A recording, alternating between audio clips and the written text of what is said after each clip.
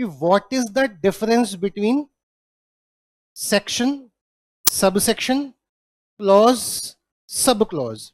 अगर आप YouTube पे कुछ वीडियोस YouTube पे टाइप करोगे कि what is the difference between sub section and clause, तो हो सकता है YouTube पे कोई महान अंकल जी बता रहे हो कि बेटा सबसे आगे अगर 2 लिखा है या 4 लिखा है, उसके बाद ब्रैकेट में 1 लिखा है, उसके बाद ब्रैकेट में 2 या 1 3 4 कुछ भी लिखा है, फिर बाद में ब्रैकेट में A लिखा है, फिर बाद में ब्रैकेट में कुछ रोमन में 4 लिख दिया, C लिख दिया, रोमन में 3 लिख दिया। तो कुछ महान लोग आपको ऐसा बताएंगे कि सबसे पहले जो चीज लिखी हुई है इसे क्या पुकारते हैं? सेक्शन। उसके बाद वाली चीज सब सेक्शन, उसके बाद वाली चीज क्लॉज, और उसके बाद वाली चीज सब क्लॉज। ये ना हर जगह फिट होने वाला फॉर्मूला नहीं है। क्या बोला मैंने? मतलब वो अंकल जी गलत नहीं बता रहे हैं, मतलब हो सकता है वो अंकल ठीक बता रहे हो, क्योंकि पहला सेक्शन ही था, दूसरा सब सेक्शन ही था, तीसरा क्लॉज ही था, और चौथा। लेकिन अगर मैं आपको इस तरीके से फॉर्मूले रटवाऊंगा ना, तो आप शायद मुझे इसका आंसर ना कर पाए। बताना,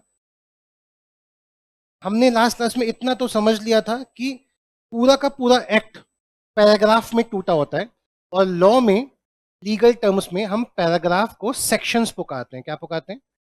ये इंडियन कॉन्ट्रैक्ट एक्ट है। अब इंडियन कॉन्ट्रैक्ट का ये पहला पैराग्राफ है, फर्स्ट लिखा है ना 1, ये 1 यहाँ खत्म हो रहा है, तो इसे हम क्या पुकारेंगे? या तो आप पैराग्राफ 1 बोल दो, लेकिन जो लीगल टर्म्स यूज होते हैं उसे क्या बोलते हैं? सेक्शन। यानी ये लॉ का ये वाला हिस्सा है। हम सेक्शन नंबर क्यों याद करते हैं? मैं आपसे बोलूं इंडियन कॉन्ट्रैक्ट एक्ट में ऐसा लिखा है, और मैं आपसे बोलूं इंडियन कॉन्ट्रैक्ट के सेक्शन नंबर 1 में ऐसा लिखा है, तो बताओ आपके लिए इंडियन कॉन्ट्रैक्ट में ढूंढना कब आसान होगा? सेक्शन नंबर से क्या फायदा है? या 1 में लिखा है 1 ही पढ़ेंगे, 2 3 4 5 6 7 नहीं पढ़ेंगे।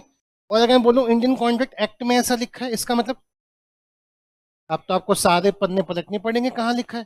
तो रेफरेंस के लिए मैं आपसे बोलूं अपनी बुक खोलो, ये टॉपिक पढ़ा रहा हूं, और मैं आपसे बोलूं अपनी बुक खोलो, मैं पेज नंबर 3 का पैराग्राफ नंबर 6 पढ़ा रहा हूं, आपके लिए ढूंढना कहाँ आसान है। इसलिए लॉ में हम जब भी कोई दलील देते हैं, कोई आर्ग्यूमेंट करते हैं, कोई बात करते हैं, तो सेक्शन नंबर का रेफरेंस देते हैं। इससे सामने वाले को समझ आ जाता है कि उसे उस बुक का ये वाला पेज यानी ये वाला पैराग्राफ पढ़ना है। तो अगर मैं सेक्शन बोल रहा हूं, तो क्या सेक्शन नंबर याद करना इंपॉर्टेंट है? क्यों है इंपॉर्टेंट, बताओ क्यों है?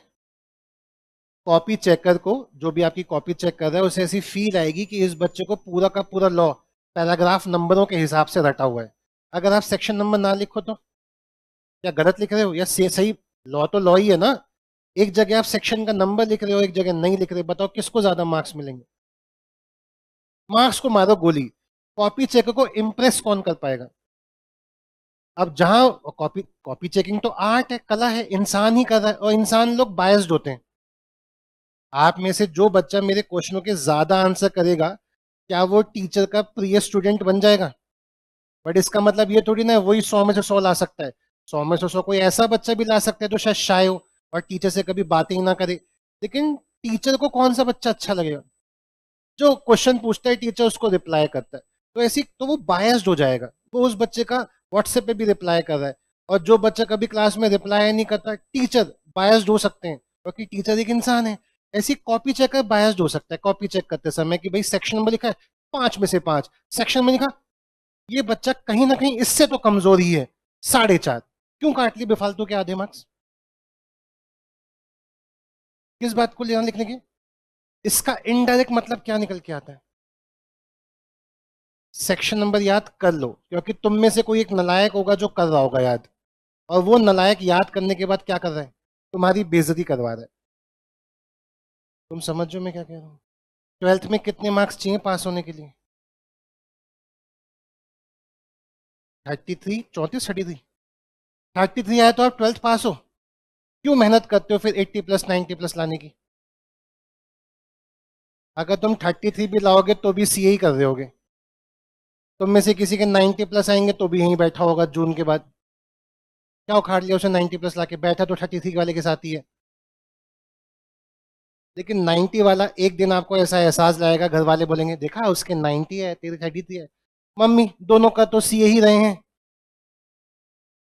दोनों कहाँ बैठे हैं, एक ही कमरे के अंदर, और सीए फाउंडेशन 33 वाला पास कर गया और 90 वाला फेल कर गया, तो बताओ जिंदगी में सक्सेसफुल कौन है?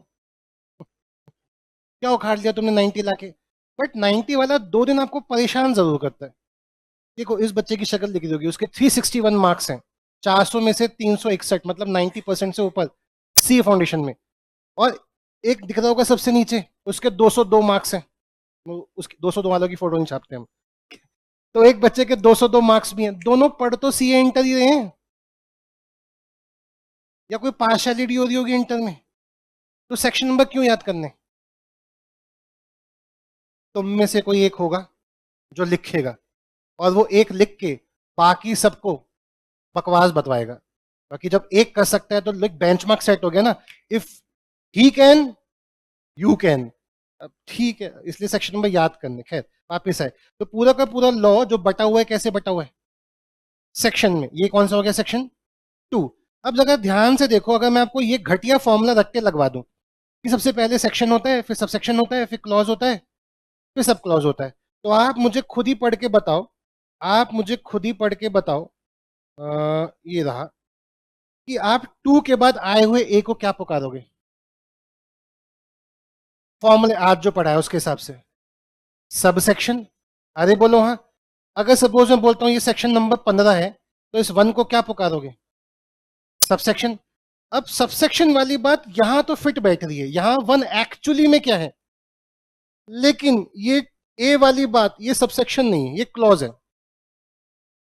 मतलब ये फॉर्मूला किसी एक जगह तो फिट बैठ रहा है, बट वही फॉर्मूला किसी दूसरे एक्ट को पढ़ते समय फिट नहीं बैठ रहा, यानी कहीं ना कहीं सब सेक्शन और क्लॉज में कोई डिफरेंस होता है। कुछ लोग बहुत भी महान होते हैं, सर क्लॉज ना अल्फाबेट्स में होता है, वो होंगे नालायक, वो ऐसे गंदी गंदी रिसर्च करते हैं, और वो क्या बोलते हैं, सर देखो ना ये ए है, ए, सर देखो ना ये 1 है, 1, ठीक है। तो कुछ लोग और घटिया इंटरप्रिटेशन करते हैं कि न्यूमेरिकल्स में लिखा होगा तो, अल्फाबेट्स में लिखा होगा तो, और रोमन में लिखा होगा तो। ऐसी घटिया इंटरप्रिटेशन सुनने वालों की बात मत सुनना, मत सुनना। क्या बोला मैंने? अगर आप ऐसी घटिया इंटरप्रिटेशन सुनेंगे तो हमारे पास एक और एक्ट भी है, जरा मैं उसको भी निकाल के। यहां बताओ 2 के बाद जो ब्रैकेट में 68 लिखा है, इसका क्या मतलब होगा?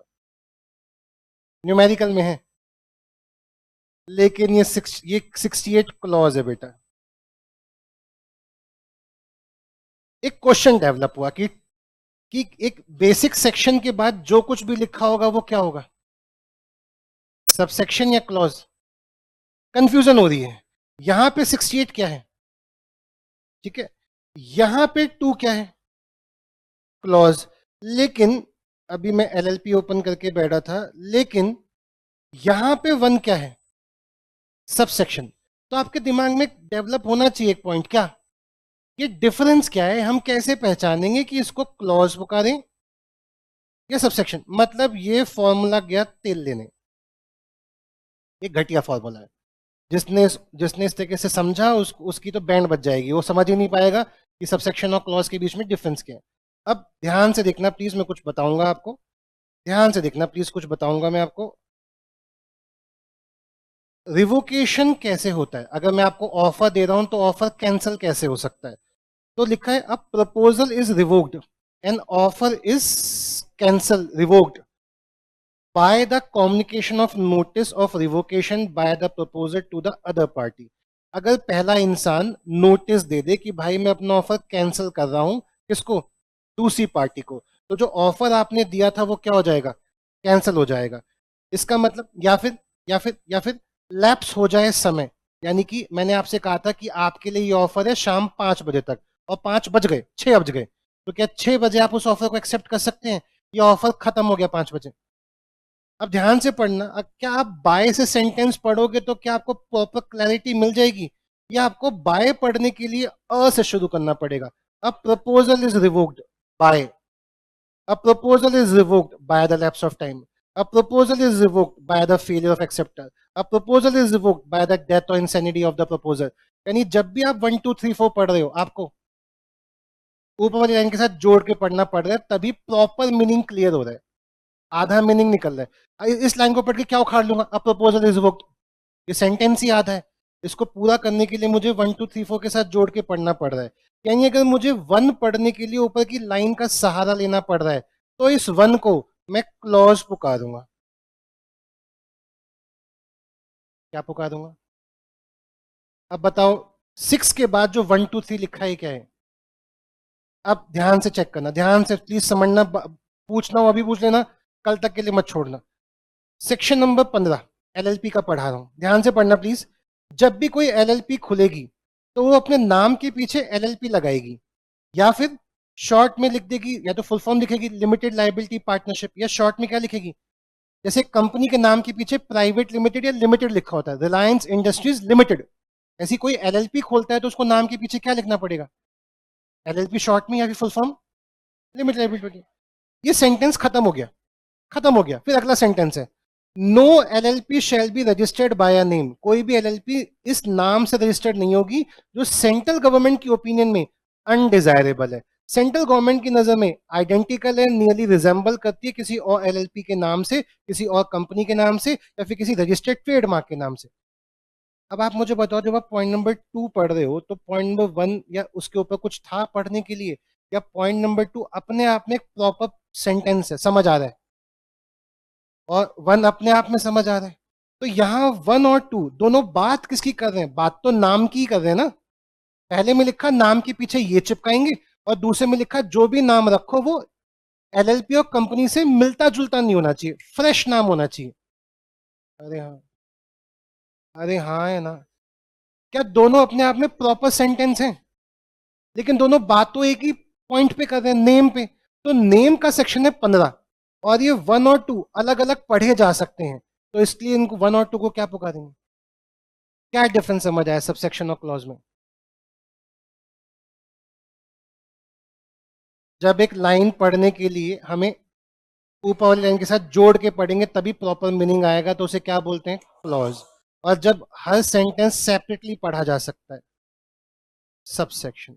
आई बात समझ? अभी भी नहीं आई तो पूछ लो, पक्का? अब बताओ क्या ये फॉर्मूला ठीक है? ये फॉर्मूला कुछ जगह ठीक हो सकता है, बट हर जगह ठीक हो? देखो मैं आपको दिखा देता हूँ, शायद आपको समझ आ जाए। यहाँ पे देखना प्लीज, ये सेक्शन 15 का सबसेक्शन 2 है, बताओ ये एक है, क्यों? अनडिजायरेबल अपने आप में कोई सेंटेंस ही नहीं है।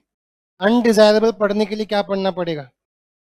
अब देखो वो टीचर क्या बोलेगा जो यूट्यूब पे क्या बोल के बैठा है, देखो सबसे पहले आता है बेटा सेक्शन, फिर आता है सबसेक्शन, फिर आता है क्लॉज। कहता हो गया ना सही? हर जगह ये फॉर्मूला फिट बैठे जरूरी नहीं है, बट यहां फिट बैठ गया। बोलो हाँ, 15 2 क्लॉज, ठीक है। अरे ये सुनो, ये घटिया रट्टे मत मानना कि 2 लिखा है, न्यूमेरिकल लिखा है तो ये सब सेक्शन ही होगा। कंपनी से जब पढ़ाऊंगा तो वहां ये भी समझ आएगा कि एक 2 क्या है? क्लॉज है। क्या है? देखो चलो, मुझे लास्ट टाइम चेक करता हूँ तुम्हारा दिमाग कितना काम कर रहा है।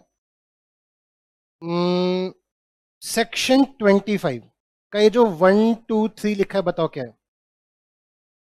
कैसे पता? तो कुछ बच्चों ने रट्टे मार लिए, हाइफन लगा होगा ना। कैसे पता तुम्हें डिपेंडेंट है? समझ रहे हो बात को? अरे हाँ, लेकिन लग गया यहाँ पे, लेकिन ऐसा है, लेकिन इसका मतलब नीचे वाली लाइन पढ़ने के लिए तो क्या पुकारेंगे इसको? लेकिन अगर मैं गलती से बोल दूं सेक्शन 25 सबसेक्शन 1, तो आप मेरे पीछे लाठी लेके दौड़ोगे क्या? अरे कभी कभी स्मार्टफोन को मोबाइल फोन पुकारा जा सकता है, तो कुछ तो बोलो। गलती से, अगर मैं हमेशा फोकस रहूंगा तो हमेशा क्या बोलूंगा? स्मार्टफोन। लेकिन अगर गलती से मेरे मुंह से निकल जाए, क्या निकल जाए? मोबाइल फोन, तो लाठी लेके मत दौड़ना। मैं सपोज पढ़ाते पढ़ाते बहक जाऊं, बोलूं आओ बेटा सेक्शन 25 सबसेक्शन 1 पढ़ते हैं, सर ये सबसेक्शन नहीं, लॉज है। तो मुझे करेक्ट करने मत बैठना, तुम्हें अपने दिमाग में तो पता है ही ना कि ये क्या है। अरे कुछ तो बोलो, समझ गए क्या डिफरेंस होता है सबसेक्शन क्लॉज के बीच? समझ आ गया? पढ़ूं आगे? तुम यहाँ तो यस सच बोल देते हो, बाद में फिर व्हाट्सएप करते रहते हो। पूछ लो नहीं समझ आया तो।